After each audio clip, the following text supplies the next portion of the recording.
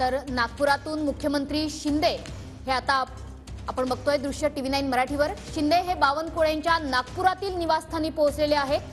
चंद्रशेखर बावनकुळे यांच्या नागपूरमधल्या निवासस्थानी मुख्यमंत्री एकनाथ शिंदे पोहोचलेले आहेत आणि आज ते राजू पारवेंच्या प्रचारासाठी नागपुरात दाखल झालेले आहेत।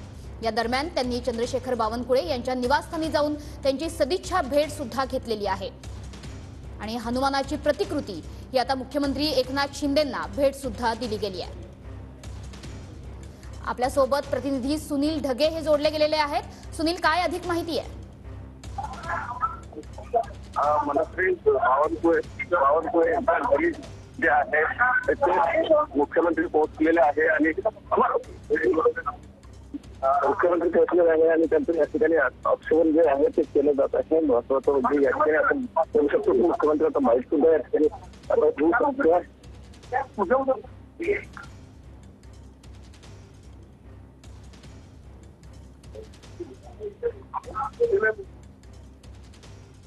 तर मुख्यमंत्री एकनाथ शिंदे हे थोड्याच वेळात माध्यमांशी संवाद साधणार आहेत। आज नागपूरमध्ये राजू पारवे यांच्या प्रचारासाठी मुख्यमंत्री पोहोचलेले आहेत आणि दरम्यान त्यांनी बावनकुळेंच्या नागपुरातील निवासस्थानी सदिच्छा भेट दिली आहे।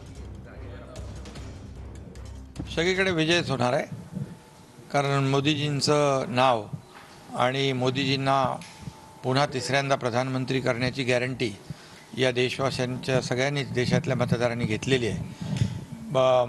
भाजपचे प्रदेश अध्यक्ष बावनकुळेजी माझे मित्र आहेत।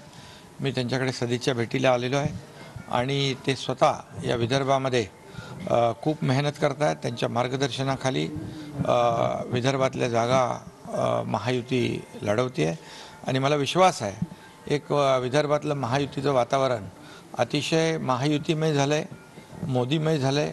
आज मोदीजींची सभा देखील चंद्रपूरला आहे, परवा रामटेकला आहे आणि विदर्भातले सर्वच्या सर्व उमेदवार महायुतीचे प्रचंड मताधिक्याने विजयी होतील अशी खात्री मला स्वतःला विश्वास आहे। रामटेकचे पक्ष जे आहे ते देवेंद्र फडणवीस चालत आहे असं जयंत पाटलांनी आरोप। अरे त्यांना काय आरोप करायला, काय त्यांना दुसरं काय कामधंदा आहे का?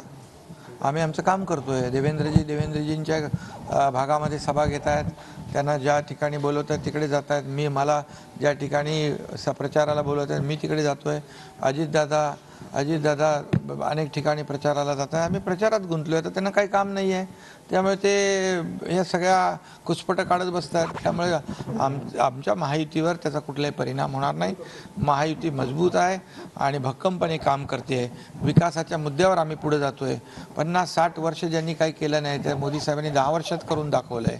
त्याचा खरं म्हणजे 50-60 वर्षाचा हिशोब काँग्रेसवाल्यांनी दिला पाहिजे आणि आज राज्यात देखील एक डबल इंजिनचं सरकार काम करते। आपल्या सगळ्यांना माहीत आहे 1.5-2 वर्षामध्ये असे ऐतिहासिक निर्णय महाराष्ट्र सरकारने घेतलेत की ते सर्वसामान्यांच्या, गोरगरिबांच्या, शेतकऱ्यांच्या, कष्टकऱ्यांच्या, कामगारांच्या, माता भगिनींच्या, सगळ्यांच्याच सर्व सेक्टरमधल्या सर्व वर्गातल्या लोकांना न्याय देण्याचं काम आमच्या सरकारने केले। त्याच्या एक पोचपावती या निवडणुकीमध्ये नक्की मिळेल। हनुमानजीची मूर्ती दिली, हनुमानजी हे शक्तीचं प्रतीक आहे आणि आज बावनकुळे साहेबांनी दिली।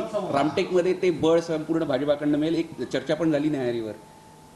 बिलकुल, आम्ही एकच आहोत ना, त्यामुळे आज हनुमानजी मूर्ती, रामभक्त हनुमानजींची मूर्ती दिलेली आहे। रामटेक हे प्रति अयोध्या आहे आणि हे सगळं जे काय वातावरण इथं आहे हे अतिशय खूप लोकांनी ठरवलेलं, लोकांनीच गॅरंटी घेतली आहे तशा प्रकारचा माहोल सगळीकडे पाहायला मिळतोय।